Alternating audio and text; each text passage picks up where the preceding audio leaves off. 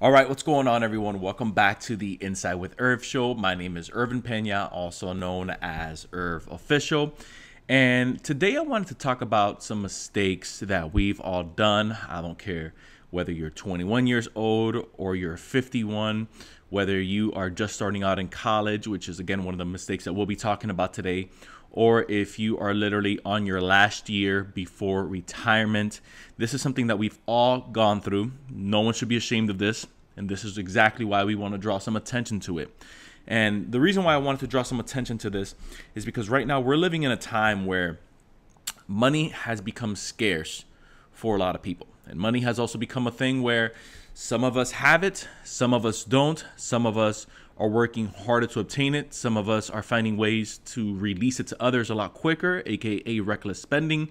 Some of us are emotionally attached to it, and some of us use it just to not only better our lives, but to also better the lives of those around us, whether it's through contributions or donations or building businesses or putting our kids through college, anything at this point. Okay.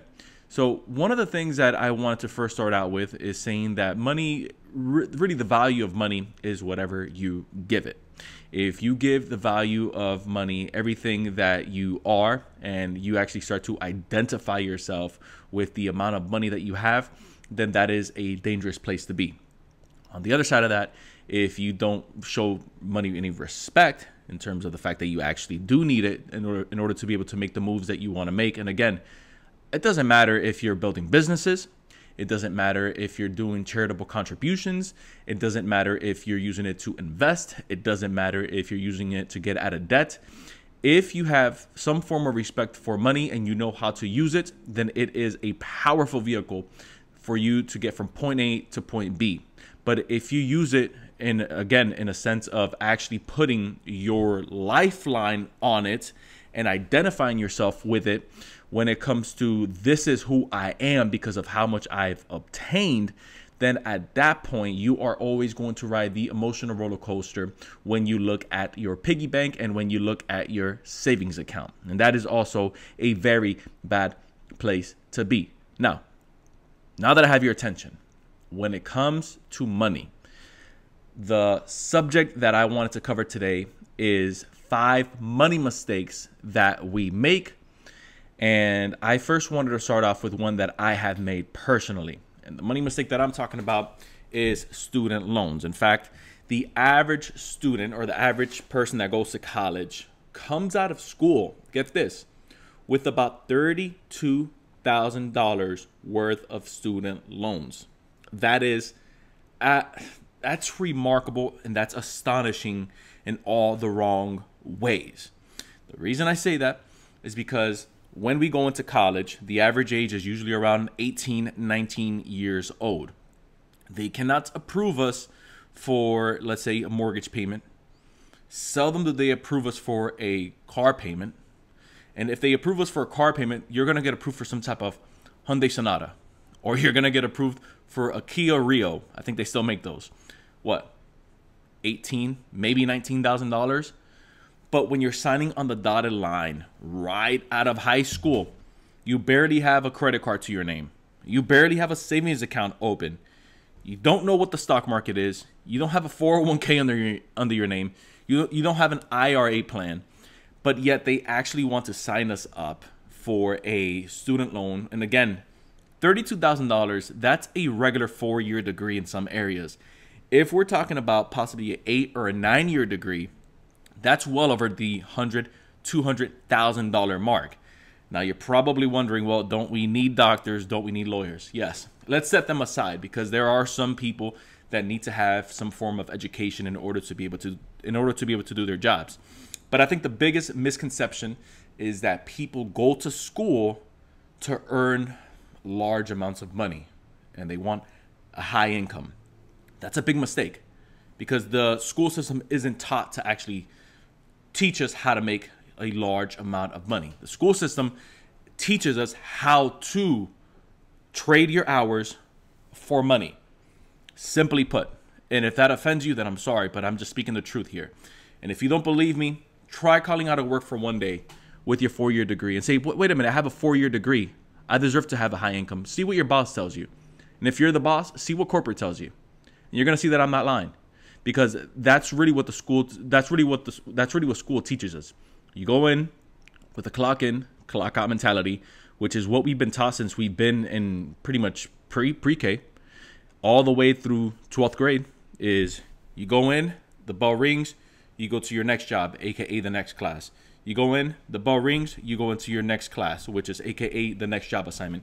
You go in, the bell rings, you go with a few of your favorite friends. You either pull out of the school campus to go grab some lunch, or you grab it at the school cafeteria. Let's go ahead and parallel that with your actual career. It's the same thing. And so let's say if you have one too many call outs, let's parallel that with school. You call out one too many times, you get written up, you get suspended, you get a referral, whatever that school system teaches. Parallel that with what goes on in college. Let's say you call out one too many times, or you skip one too many classes, you have to drop out of that class, aka you've been fired, and now you have to reapply and reassign yourself, also known as look for another job. It's all the same thing, it's just presented differently. Now, the reason I say that is because I am not against a college education. I actually have a college degree, so I know what I'm talking about. I have a college degree in business management with a minor in healthcare administration, which is where I spent a good amount of my years working until I realized that if I wanted to do something worthwhile and impact more lives, I'll save you the story, I would have to drop out of my job and start my own business. We'll leave that for another segment. Now, if we're looking at the $32,000 a year, again, this is average. The average salary out of college is right around $45,000. If that's $45,000, then we're still not accounting for you still having to pay that debt down. We're not accounting for you having to now go find an apartment to live in. We're not accounting for if you buy a house. We're not accounting for if you get married, if you have kids, if you go out and you buy a new car. We're not accounting for any of that. And so, in my opinion, if you want to earn large amounts of income, you don't necessarily have to go to college to do so. Now, if you love your job, absolutely stay there. But if you're thinking of it more so, because again, this is a podcast geared more toward around finance and those that want to create more wealth for themselves, I've seen people generate in 1 month of income. Let me say that again. I've seen people generate more in 1 month of income from their small businesses than those that have generated in 1 year off of their careers. And again, that's not bashing them. That's just saying that in order for you to create large amounts of wealth, you need to obviously focus on a trade and a skill that you can expand on. I would suggest expanding on some type of sales skill, whether it's flipping things or whether it's getting into real estate or whether it's computer programming. Again, you can go to school for those and it requires far less time than going for a 4-year degree. Moving on to the next one, because I didn't want to spend too much time there, and I obviously did, is these zero down programs, which is the second money mistake. These zero down programs that you go into, let's say some type of mattress firm, or you go into some type of car dealership and they promise you these zero down. Now, the reason why they do that oftentimes is because their sales tactics, or really their store, isn't doing so well. And so they have to try to find a way to lower you in. And so one of the ways to lower, obviously, customers in is they throw out these commercials or they throw out these banners saying zero down program. Now, the issue with the zero down program is that, well, it requires zero down up front, but that's what they want to do. They want to lock you in into an actual agreement. And the agreement is they're going to lock you in for 72 months. They're going to lock you in for 60 months. They're going to lock you in for 48 months. And then the interest rates that they hit you with on the back end is going to be astonishing. And you're going to wish you had walked in there and walked back out. That's a financial mistake that I think we need to be watchful for, not to fall into. The third one here that we have is free trials. Now, with free trials, this is often those, like if you're ever on a website and you see, let's say, let's use one as an example. Let's say that you are on a website and a free trial for that website is makeup, or a free trial for that website is possibly a movies for, let's say, a month, right? But what happens? You never really get the free trial without you actually having to submit your credit card. The reason why they want to submit your credit card is because the tactic on that, and the study shows, I think like 80% or 82%, something remarkable like that, shows that, well, people forget that they actually have subscriptions. And that's actually one of the fastest ways for you to get into unnecessary debt. When you start looking at your bank account, you say, wait a minute, over the weekend, I had $1,000 going into my weekend, and now I only have $720. Why do I only have $720? I paid my light, I paid my water, I bought some groceries. Where the heck are these other $150 coming from? They're coming from subscriptions that you probably haven't canceled, which is, again, where we get those free trials from. And the way that these companies make their money is they lock you in, let's say, for even 60 days of a free trial. But where they get you on the back end is in those 60 days, unless you have a timer on. What are the odds of you actually going and canceling that $19.99? What are the odds of you actually going back and canceling that $14.99? Multiply $19.99 by 4. Multiply $19.99 by 5. That's $100 a month that's coming out of your expense report without you even noticing, which is a big money mistake that we've all made, including myself. And that's why I can talk about this. The next one that I have here on the list is, and this is a funny one, because I've definitely fallen victim to this one, and I know that you have as well, is these fake holiday sales. Especially when Memorial Day comes around. We have Labor Day that's going to be coming around here in a couple of weeks. And I think that those are the biggest free. It makes me laugh. These weekend sales. Okay. The way that these weekend sales work, by the way, is they hit you with something called price anchoring. When price anchoring is set up, it works beautifully, because people go in with the thought of, no, I'm not going to buy anything. I'm just looking, right? Yeah, we're all just looking until we're swiping our credit card and we're $1,200 in debt for the new mattress that we bought that we didn't even need, or the extra 4 jars of peanut butter because we saw that they were a buy one get one, but we went in with our budget to only spend $50 at the grocery store. Now we're walking out with $20 worth of peanut butter. It makes me laugh. I choke up on this, of peanut butter that we don't even need. Okay, so when it comes to price anchoring, the way that price anchoring works in these in these holiday sales, so to speak, is you walk in, and Black Friday is probably the best at this. You walk into a store and they have $50. Let's use that as an example, $49.99. And then they had this online all the time. So price anchoring online is next to none. It's always on. $49.99. They have a dash through it. And then on that dash, they have right under it, I think I'm going to pull up a picture for us to see this. So if you're actually on the YouTube channel, Inside with Irv, I think I'm going to put up a picture of how this looks so that we can get a better illustration. They have the price of the item, and then with the price of the item, they have right under it the price that you get it for, okay? And then under that, they have you get it for, let's say, 2-day free shipping. So now they're using 3 anchors on there. They're using the dash, so now you feel like you're getting a good deal. Right under it, they had the new price that you're getting it for. And then right under that, they dropped the 3rd anchor, and that feel-good anchor, which is you are going to get free shipping. Actually, that's 3. And then you're going to get it, let's say, on the estimated arrival day. That's 4. Parlay that into how that looks in, let's say, a real world or an actual physical world when you actually go out for a Memorial or a Labor Day sale, since Labor Day is coming right around the corner. You go out, they hit you with everything's on 20% off. Okay, cool. It's probably 20% off before you got there, but all right. They let you know that this mattress is usually $3,000, but today it's going to be, let's say, $26 out the door. That's 1 anchor. The next anchor is we're going to give you free delivery. All right, free delivery. You can really just call up a couple friends and pick it up yourself, but all right. And then you are going to get it on this day. So now they've hit you with the excitement of anticipation. Those are already 4 anchors that you were hit with. That's important to know, because look, I'm not trying to say that these are evil tactics that they use and go all out and say that you shouldn't be shopping at all. Look, if you need these items, by all means, go out and buy it.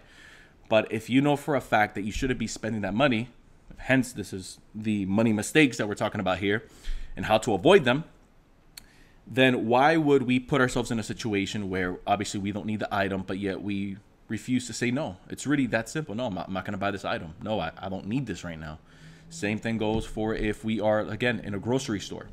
I don't need this item, even though it's buy one, get one off. Unless I was there to begin with, if I'm running a tight budget, then I don't need this. And it's really that simple when it comes to saving money. Last but not least, we have, and this is a big one. This is a big one for a lot of us. It's not saving enough money. And then I'm going to do a little part 2 on that. And that's not saving enough money, comma, part 2. Not saving enough money for retirement early enough. So we have 2 issues here on the 5th. And that's we're not saving enough money early enough. And then we're not saving enough money for our retirement. Okay. Here's what's happening with this. Right around 46% of the people between ages of 18 to 34 have actually began to save for their retirement. That number is alarming. And the reason that number is alarming is because it doesn't look like things are getting more affordable. It doesn't look like the American dollar is getting any stronger, especially with everything happening right now through the pandemic. If you're watching this a year from today, we are recording this during over a pandemic happening worldwide known as COVID-19 that has caused the government to try to pump in billions and billions of dollars of stimulus just to keep the stock market afloat, just to keep American people afloat, and just to keep businesses alive, and at this point bailing out large corporations. When we have those numbers, the $12 that we, let's say, go to the movie theater with is not going to be the same $12 that we are going to have, and it's not going to be valued the same come 2040. We're in the year 2020. That's 20 years from today. Think 20 years ago, how far $100 could have gone. Think 20 years before that, how far $100 went. $100, by the time 2040 comes around, it's probably just going to buy you a pack of gum and a bottle of water. Let's just call it what it is, because inflation is a real thing, especially when you have the Feds pulling up reports saying that they are now anxious and nervous that we are going into a deflation. And if you're not aware of what deflation is, that's actually when things begin to lose value. Just simply put, we don't want to get too far into that because I want to make sure that we stay within our timeline for this episode. And now we have inflation that's pretty much going to be forced by the Feds. Now, it's a whole lot that goes into it. Again, we'll go ahead and skip that for maybe another episode. But what it means is that Americans are saving too much money, or at least they think they are. And when Americans are saving too much money, what ends up happening is that that dollar isn't moving around the economy. When that dollar doesn't move around the economy, it's supposed to be for every dollar that gets pumped into the economy, it circulates 5 times. When an American, let's say, saves it in their bank, that dollar only circulates about 2.3 times, if that, at the absolute most. And you can see why inflation begins to become a real issue, especially when we're not saving enough money.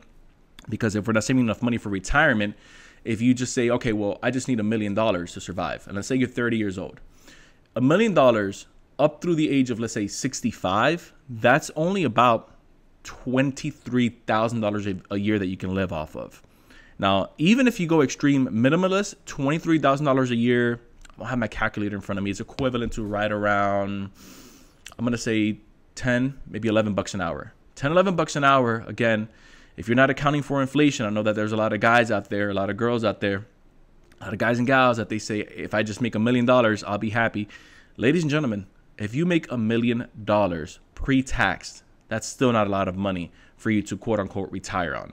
Now, if you have $1 million waiting for you when you go to retire at 65, that could be the case. But again, if we're talking about 10, even 15 years from today, that $1 million needs to be closer to right around $2.5 million in order for you to not outlive your savings. In fact, a statistic shows that the biggest fear for the average American, this is alarming. The biggest fear for the average American, it's not dying, it's not drowning, it's not being burned alive, it's actually outliving your savings. And that is alarming. And that was actually ran by right around over 40% actually decided that that is their biggest fear over death itself. So there you guys have it. Those are my 5 money mistakes: student loans, 0 down, free trials, these fake holidays, and not saving early enough. And then I missed one: student loans, 0 down, free trials, fake holidays, and not saving early enough. If you guys enjoy this episode, I appreciate it if you guys give this podcast a 5 stars. It does help getting this information out there. And if you haven't done so already, go check out our YouTube channel, Inside with Irv, and my personal YouTube channel, Irv Official. Once again, I hope that you guys enjoy this episode. We want to thank our sponsors over at Amazon's Audible. You guys can find the link down below for a free book. I hope to see you guys in the next episode. My name is Irvin Peña, also known as Irv Official. Until next time, everyone, we'll see ya.